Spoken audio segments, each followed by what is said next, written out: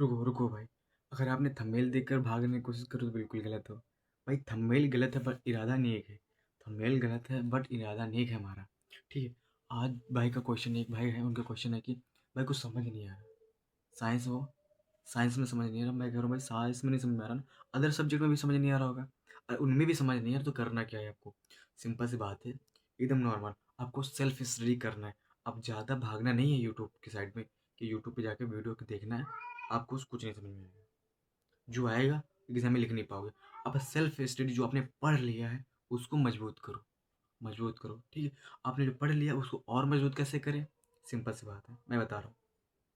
आप अपने नज़दीकी शॉप पे जाओ, आसपास, वहाँ पे 50 से 60 रुपये मिलेगी आपको अनसॉल्व। अनसॉल्व, ठीक? उसमें क्या होता है, सभी बोर्ड एग्जाम के जो पेपर होते हैं जो पिछले साल हो चुके होते हैं उन्हें उसमें छाप दिया जाता है, वैसा का वैसा। ठीक? जिससे बच्चे प्रैक्टिस करें, उसको अच्छे से मतलब प्रिपरेशन करें, वैसे उसको पेपर का टच मिल जाए, पेपर का टच मिल जाए। ठीक है?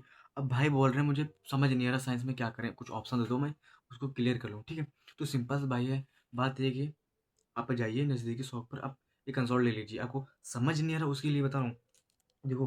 और आपको समझ नहीं आ रहा तो प्लान बी है ये। क्या प्लान बी है? प्लान बी का मतलब ये प्लान बी क्या?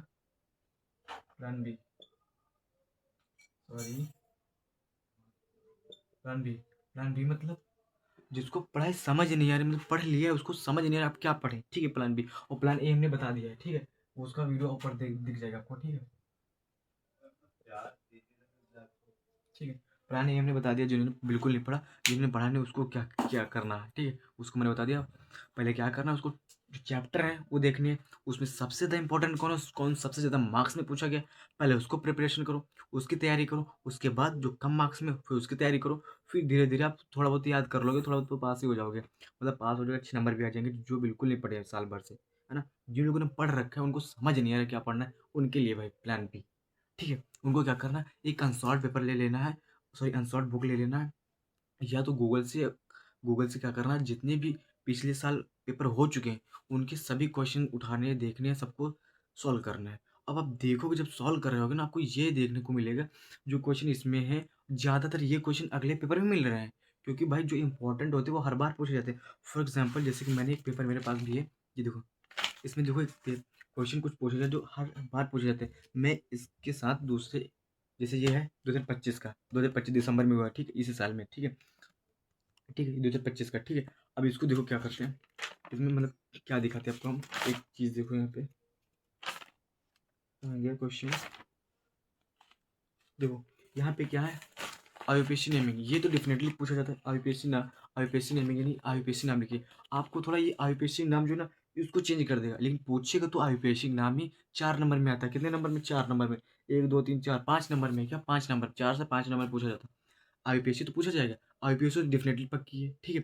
फिर रिएक्शन बोलेगा, रिएक्शन होती है ये वाली, कौन सी, ये वाली, ये वाली। ठीक है? बोलेगा क्या बोला, निम्नलिखित अभिक्रियाओं को संतुलित रासायनिक समीकरण में लिखिए।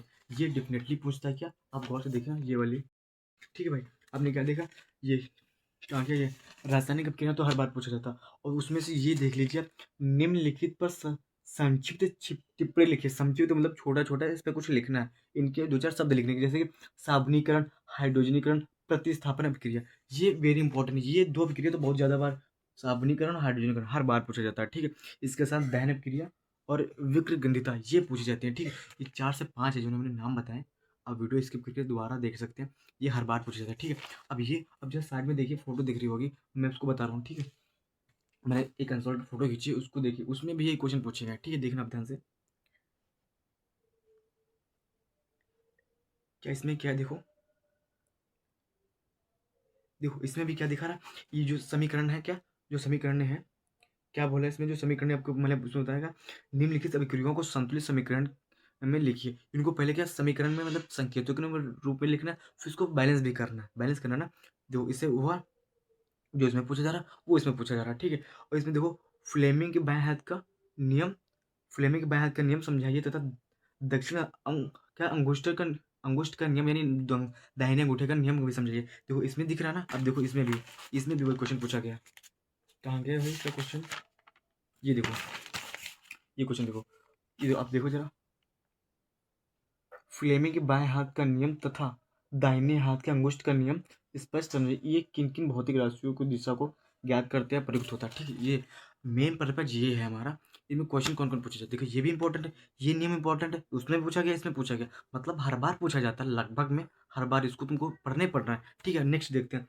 अब नेक्स्ट बात करते हैं, जैसे प्रकाश का अपवर्तन हो गया, परावर्तन हो गया, ये भी पूछा जाता है हर बार। ठीक, ये इंपॉर्टेंट टॉपिक जो आपको इंपॉर्टेंट लगे ना उस पर आपको मेहनत करना, और मेहनत कैसे करना, ऐसे अनसॉल्व लेकर इनको सॉल्व करना। ठीक है, अब आपको बुक नहीं उठाना ना फेयर उठाना, आपको अनसॉल्व उठाने। ठीक है, अब देखो मैच कौन कर रहा है, देखो अब बोल रहा है, देखो ये जो आईपीएसी नियम हो गई उसमें पूछा गया, इसमें भी देखो पूछा गया, क्या इसमें बोला निम्नलिखित, आप उधर फोटो देखिए, इसमें नहीं देखिए, उसमें फोटो देखना, देखिए निम्नलिखित के आईपीएसी नाम लिखिए, क्या क्या दे रखा है, CH3 C double bond OH। ठीक है, और फिर HCHO, इनका नाम 2 नंबर में है कि ना 2 नंबर में। ठीक है, उसमें 5 नंबर पूछा गया। ठीक है, फिर बोला कि ये सोडियम वाली क्रिया, इनको बोला जल से क्रिया कराना। ठीक है, थोड़ा अलग हो जाता है।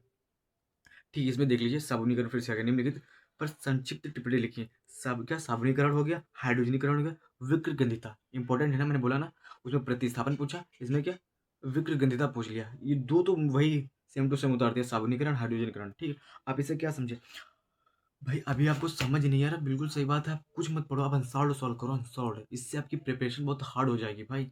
इसमें आपको खुद क्लियर हो जाएगा, आप खुद अपने आप पे हाथ, दिल पे हाथ रख के बोलोगे भाई मेरे इतने नंबर फिक्स। जितना आप सॉल्व करोगे, सिंपल सा आपको टाइमर लगा लेना है 3 घंटे 15 मिनट का।